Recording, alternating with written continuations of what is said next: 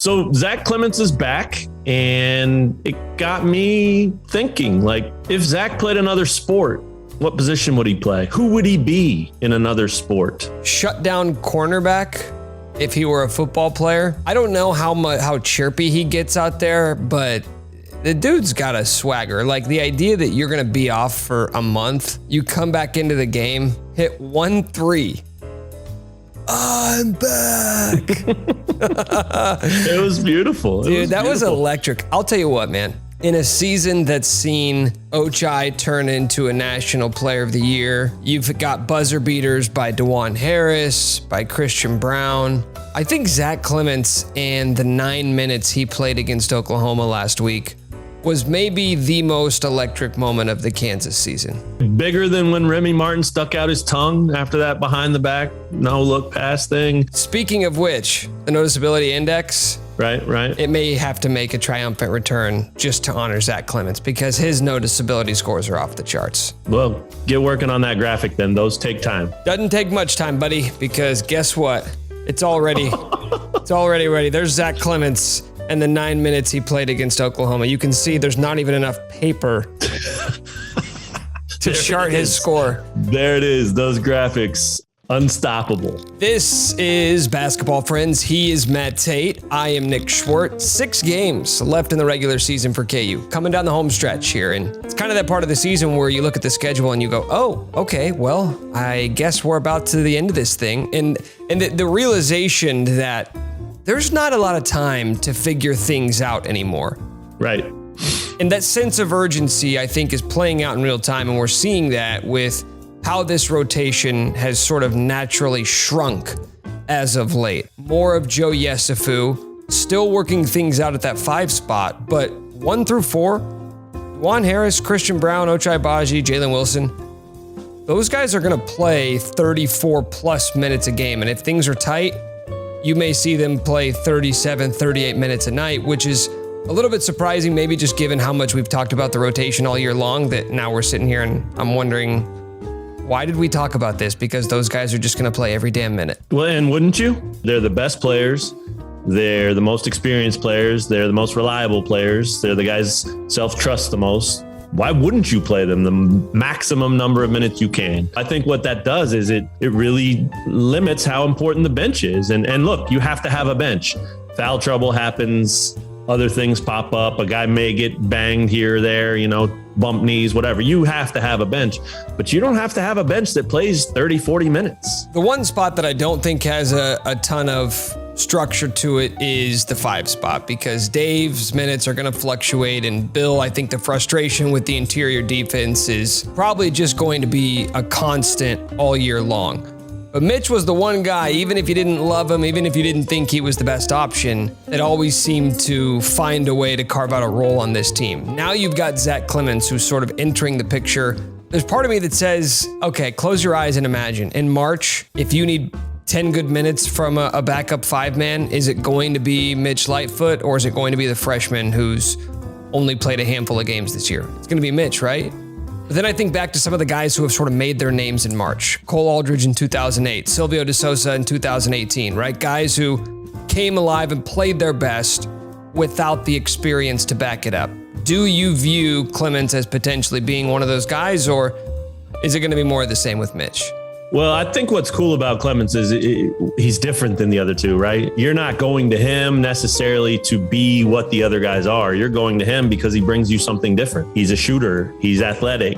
He's still long and 6'10" and can block shots and rebound and do all those things. He's a much different type of player than those other guys. And so you're going to him as a change of pace or something different, a wrinkle, a new look, and maybe a matchup thing. And you're not asking him to go be Dave or be Mitch and be big and physical. He can, but you don't need that. And that's what I like about that situation there. You can play Dave and Mitch maybe 28 minutes combined. And then you still have 12 minutes at that spot to give Zach 9 or 10, maybe try KJ for a couple if you need to. Maybe you play 5 guards as Jalen's at the 5 if you need to every once in a while. I mean, the versatility there is outrageously good. I've kind of resigned to the point that Remy Martin's not going to play a role on this team anymore. I know Bill Self was asked about it on his radio show earlier this week, and he kind of just said more of the same, right? No update for you.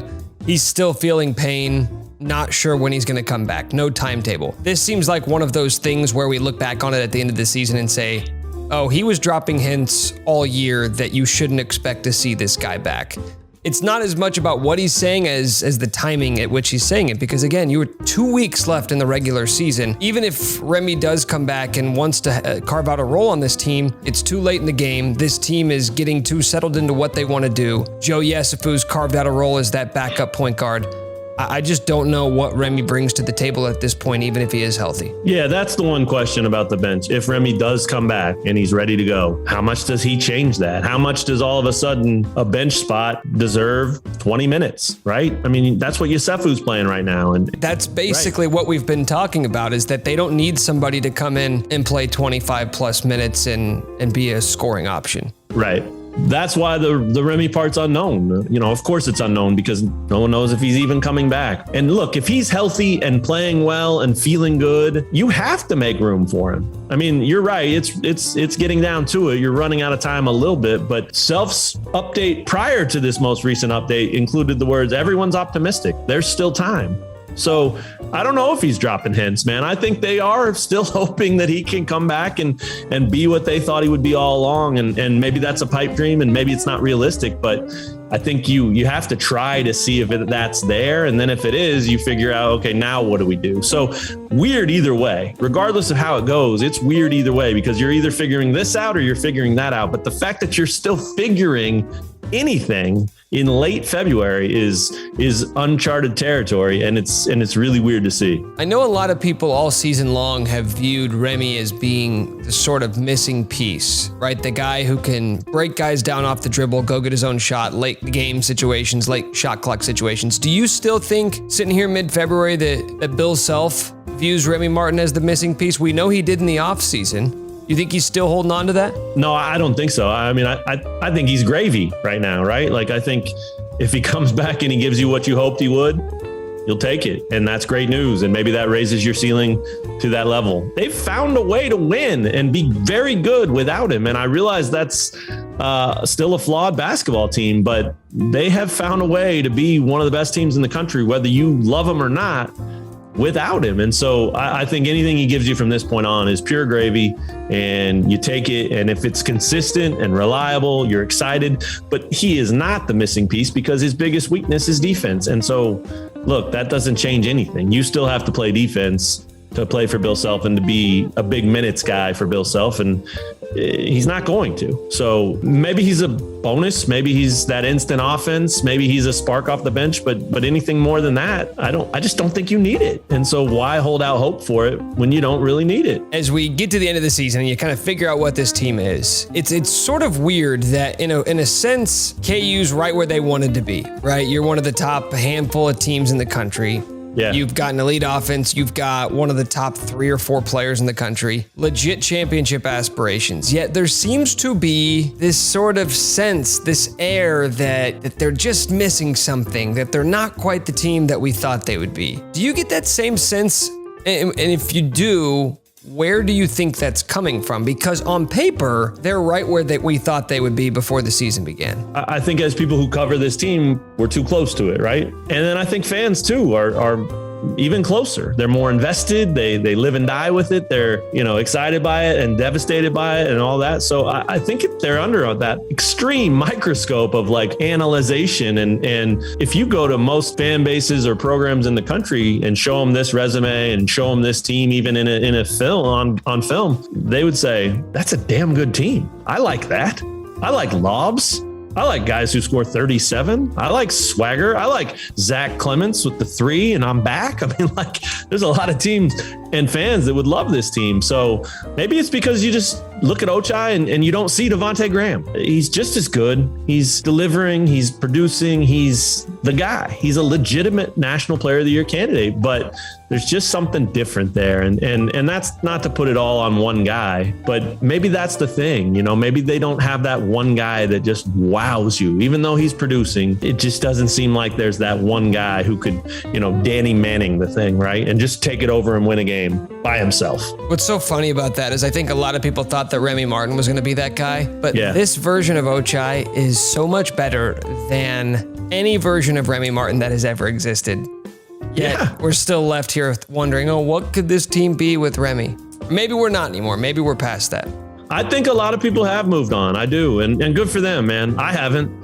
I loved covering Remy early. I love watching him play. I loved watching him play at Arizona State. I want him to come back and be a part of this and be a guy that we cover to the end. But good for the fans if they've moved on and aren't holding their breath and saying their prayers every night to the Remy gods. You don't need to do that. I get it. This team is 21-4 and very, very good without him. Well, I think we've got our title for this episode. Matt Tait refuses to move on from Remy Martin. Like a scorned ex-lover.